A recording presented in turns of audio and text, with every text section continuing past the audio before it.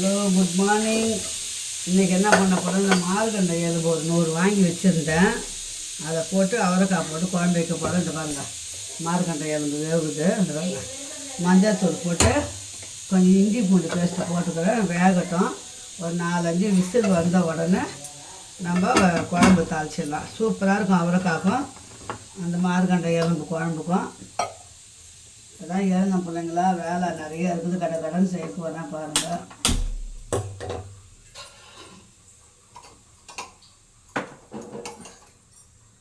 பாருங்க, விசில் போட்டு விட்டுடுவோம். வெந்துச்சுன்னா டைம் ஆயிடுச்சு, கடன் செய்யணும். அந்த அடுப்பை பற்ற வச்சுக்கலாம்.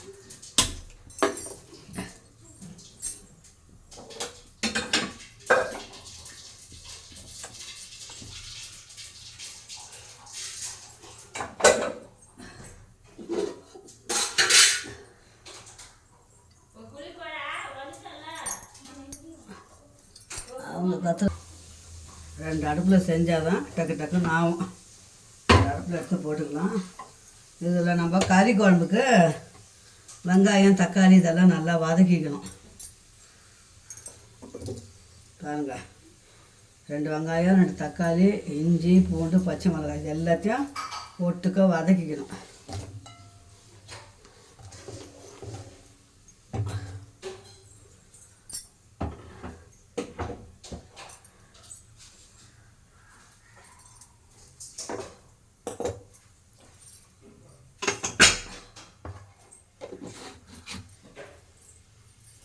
நல்லா வதக்கிட்டு கறி குழம்பு வைக்க வேண்டியது தான். தேங்காய்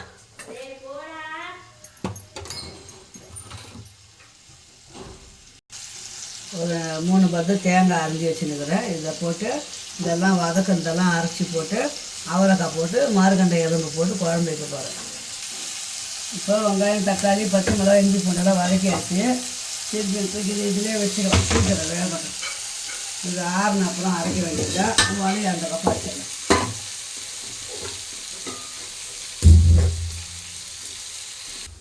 இப்போ இதில் 4 முந்திரியும் 1 ஸ்பூன் கசகசா ஊற வச்சுக்கிறேன். இதுவும் தேங்காயும் போட்டு நல்லா நையாக அரைச்சிட்டு வந்துடலாம். இப்போ இது வதங்கத்தை போட்டு அரைச்சிட்டு வந்துடலாம்.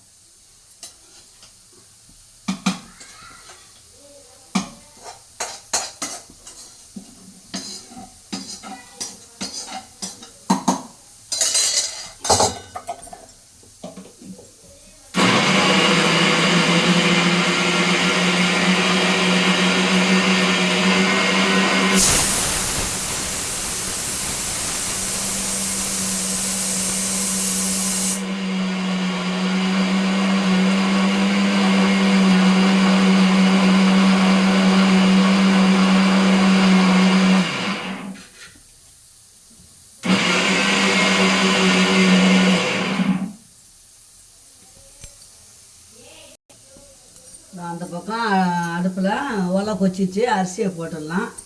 சீக்கிரம் ஆகும் பிள்ளைங்களா. 7 மணிக்கு தான் எழுந்தேன்.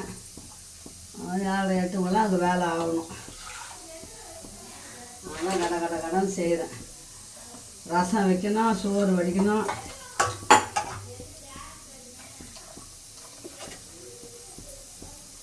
நல்லா ஒரு 6-7 விசில் வைக்கணும். அந்த மார்கண்டை எலும்பை மட்டும் நல்லா வேகட்டும். வெந்துட்டோன்னா தாளிக்க வேண்டியது தான் குழம்பு. மசாலா அரைச்சாச்சு. இப்போ நம்ம குழம்பு தாளிக்க வேண்டியது தான்.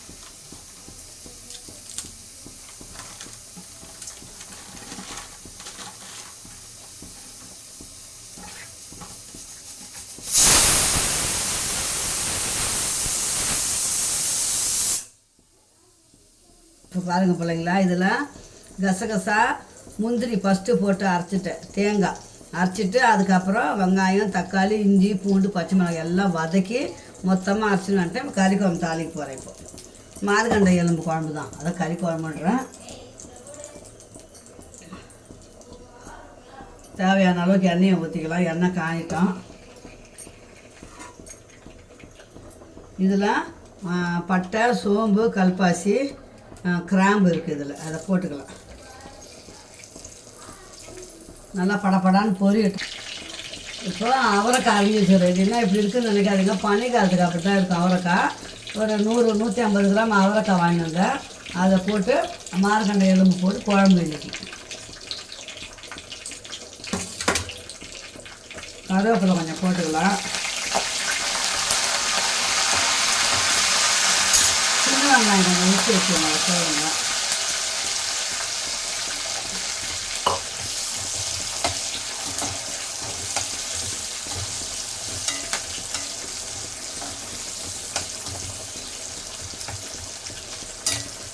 இது நல்லா வதங்கும் போது இந்த அவரைக்காய் இதிலே போட்டுக்கலாம்.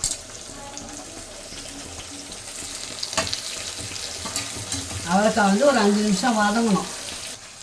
இப்போ பாருங்கள், இதெல்லாம் என்னதான் இது மாட்டுது. இப்போ காய் வந்து நல்லா வதங்கிச்சிங்களா, நம்ம குக்கர்லேயே வச்சுக்கலாம் குழம்பு. இது சின்ன கடாய் பத்தாது, அதனால் நான் என்ன பண்ணுறேன், இந்த மார்கண்டை எலும்பு வெந்தது பாருங்கள், அதை தூக்கி இதிலே வச்சுக்கலாம். வச்சுட்டு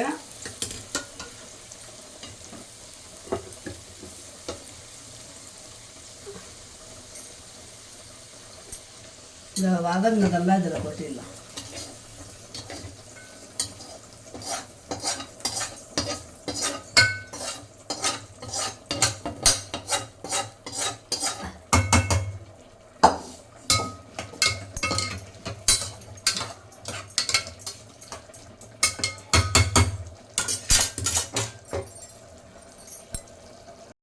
இப்போ இந்த மசாலா அரைச்சம் பார்த்தீங்களா, அதையும் இதிலே ஊற்றிக்கலாம்.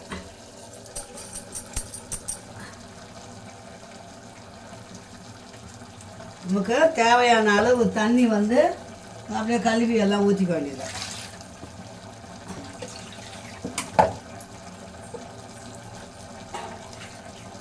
மிக்ஸி ஜாரை கழுவிட்டு அதிலே ஊற்றி அந்த குழம்பு கொச்சிதுன்னா கொஞ்சம் தேவைப்பட்ட மிளகாத்தூள் போடுங்க. மட்டன் மசாலா இருந்தால் கூட போடலாம்.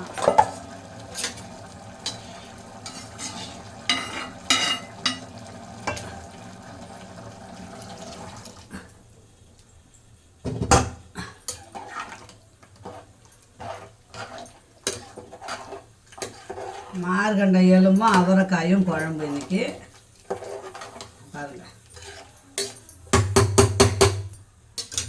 உப்பு காரெல்லாம் பார்த்துக்கலாம்.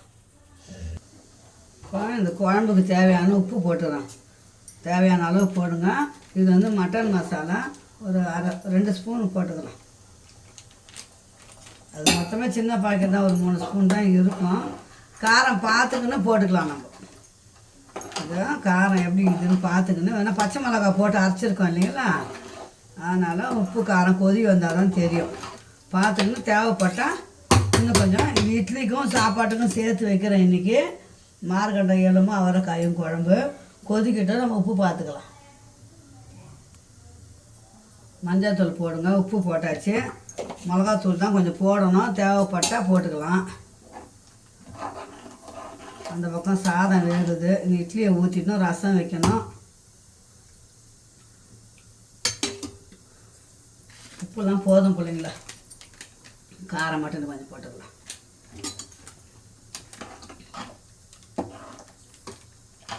சூப்பரான மார்கண்டை எலும்பும் அவரைக்காய் குழம்பு, சூப்பரான குழம்பு ரெடி.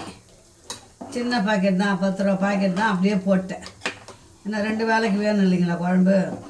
காலையிலைக்கு இட்லிக்கு, மத்தியானம் சாப்பாட்டுக்கு, நைட்டுக்கு சப்பாத்திக்கு, 3 வேளைக்கு சேர்ந்து அவரைக்காய் மார்கண்டை எலும்பு குழம்பு இன்றைக்கி.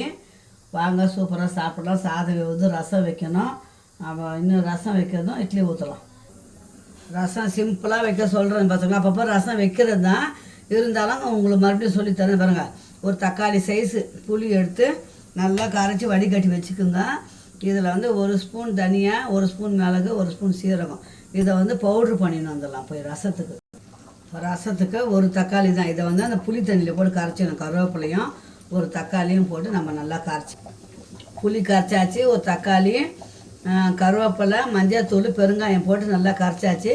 இப்போ ரசம் தாளிக்கு போகிறோம். குழம்பு முடிஞ்சு இப்போ இந்த பாருங்க எலும்பு குழம்பு, எலும்பு அவரைக்காய் குழம்பு வேலை முடிஞ்சுது. இறக்கிட்டு நம்ம ரசம் தாளிச்சிட்டோம்னா அந்த பக்கம் சாப்பாடு வேகுது. இட்லி ஊற்றி வச்சோம்னா வேலை முடிஞ்சுது. 7 மணிக்கு தான் அடுப்புக்கிட்ட வந்தேன் பிள்ளைங்களா. டைம் ஆயிடுச்சு. கடன்னு செஞ்சாச்சு. உப்பு கம்மியாக அந்த விட போட்டுக்கலாம் கொஞ்சம்.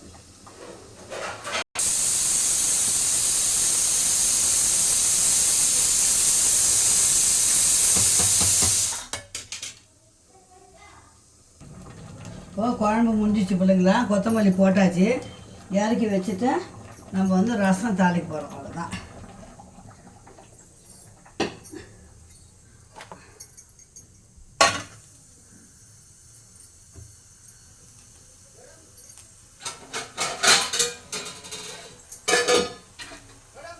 கத்தாதீங்க. ஆ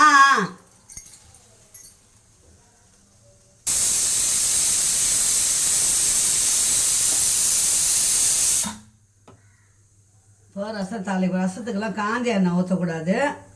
நான் சாதா எண்ணெய் தான் ஊற்றணும். ஆனால் நான் காஞ்ச எண்ணெய் இருந்தால் குழம்புங்களுக்கெல்லாம் யூஸ் பண்ணிக்குவேன். சாம்பாருக்கு மட்டும் காஞ்ச எண்ணெய் யூஸ் பண்ண மாட்டேன்.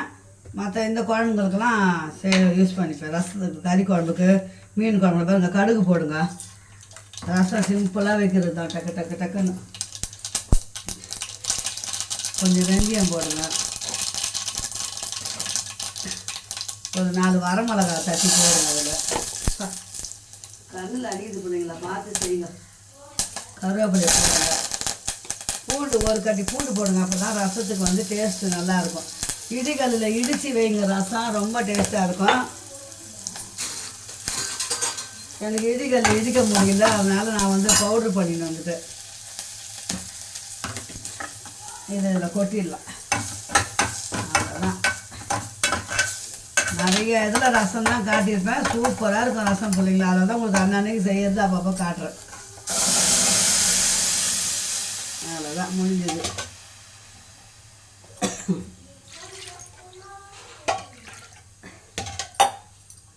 இப்போ இந்த மிக்சியெல்லாம் கழுவி ஊற்றிக்கலாம்.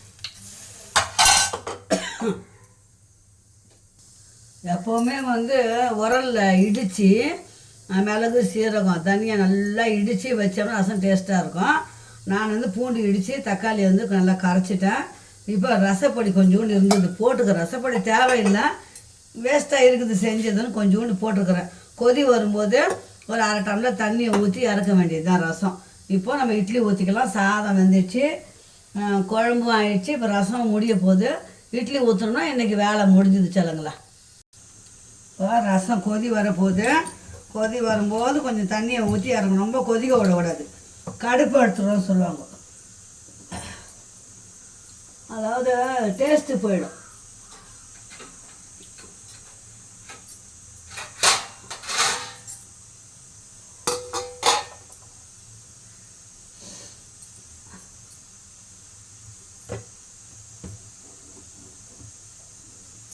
அவ்வளோதான். கொதி வருதுங்களா.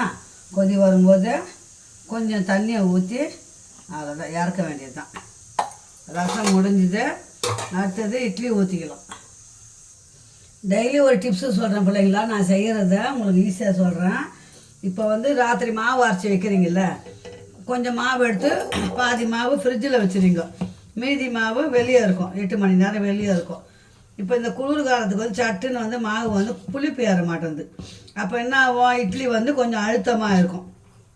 நம்ம என்ன தான் பார்த்து அரைச்சா கூட அது புளிப்பு ஏறி வருது, அது ஒரு கொஞ்சம் பொஸ்ஸுன்னு வரும். இப்போ என்ன பண்ணுங்கள், மாவு கரைக்கும் போது நான் வந்து 1 ஸ்பூன் நல்லெண்ணெய், இதை பாருங்கள், 1 ஸ்பூன் நல்லெண்ணெய், சால்ட்டு உப்பு காலையில் தான் போடுவேன், நைட்டில் உப்பு போட மாட்டேன். உப்பு போட்டு, அதான் டிப்ஸ் இன்றைக்கி. சால்ட் உப்பு போட்டு 1 ஸ்பூன் நல்லெண்ணெய் ஊற்றி மாவில் நல்லா அடித்து ஒரு 5 நிமிஷம் வச்சுடுங்க. வச்சதுக்கப்புறம் இட்லி ஊற்றுங்க. இட்லி நல்லா புசுன்னு வரும். அதாவது சாஃப்டாக இருக்கும்.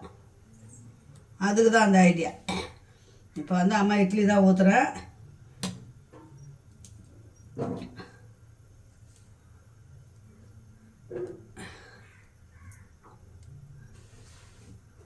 டெய்லி என்ன சமையல் நம்ம வீட்டில் செய்யணும்னா அதான் பிள்ளைங்கள உங்களுக்கு காட்டுறேன். அது பாருங்கள், இட்லி ஊற்றி வச்சுட்டோம்னா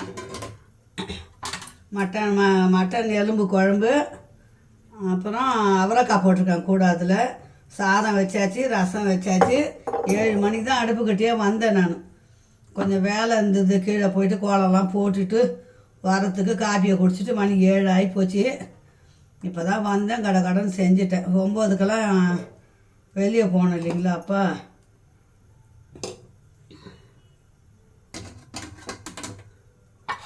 அவ்வளோதான், இன்றைக்கி வேலை முடிஞ்சுது. இன்றைக்கி விலாக் இதோடு முடிச்சுக்கலாம். அம்மா சேனல் இது வரைக்கும் சப்ஸ்கிரைப் பண்ணி லைக் பண்ணி பார்த்த அனைத்து உள்ளங்களுக்கும் கோடி நன்றி. I love you. எல்லாருக்கும் செல்ல பிள்ளைங்களா எல்லோரும் நல்லா இருக்கணும் நான் கடவுளை வேண்டிக்கிறேன். நீங்கள் அம்மா சேனலை சப்ஸ்கிரைப் பண்ணி லைக் பண்ணி பாருங்கள். என் வீட்டில் என்ன நடக்குதோ அதான் செல்ல பிள்ளைங்களா நான் காட்டுறேன் உங்களுக்கு. என்னென்ன செய்கிறேனோ அதான் காட்டுறேன் உங்களுக்கு. பிடிச்சிருக்கோன்னு நினைக்கிறேன் என் சேனலை பார்க்குறவங்களுக்கு.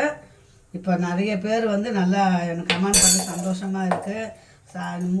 டெய்லி 6:30 மணிக்கு நான் லைவில் வரேன், பேசலாம். எதனா சந்தேகமாக இருந்தாலும் கேளுங்க. உங்களுக்கு எதனா டிப்ஸு சொல்லணுன்னாலும் எனக்கு தெரிஞ்சதை சொல்லித்தரேன். தெரியலன்னா நான் வந்து டிப்ஸுக்கெல்லாம் வந்து யோசனை பண்ணி சொல்லுவேன். நம்ம வீட்டில் என்ன நடக்குதோ அதான் பிள்ளைங்களா சொல்லுவேன் எப்போவுமே. அதாவது நான் யூஸ் பண்ணுறது, நான் செய்கிறது அது நல்ல பலனாக இருக்கும்போது சரி பிள்ளைங்களுக்கு சொல்லலாம். அவ்வளோதான். இட்லி ஊற்றியாச்சு. இந்த வீடியோ இதோட முடிச்சுக்கலாம். மீண்டும் அடுத்த நல்ல ஒரு வீடியோவில் பார்க்கலாம். பாய் சொல்லுங்களா. பாய்.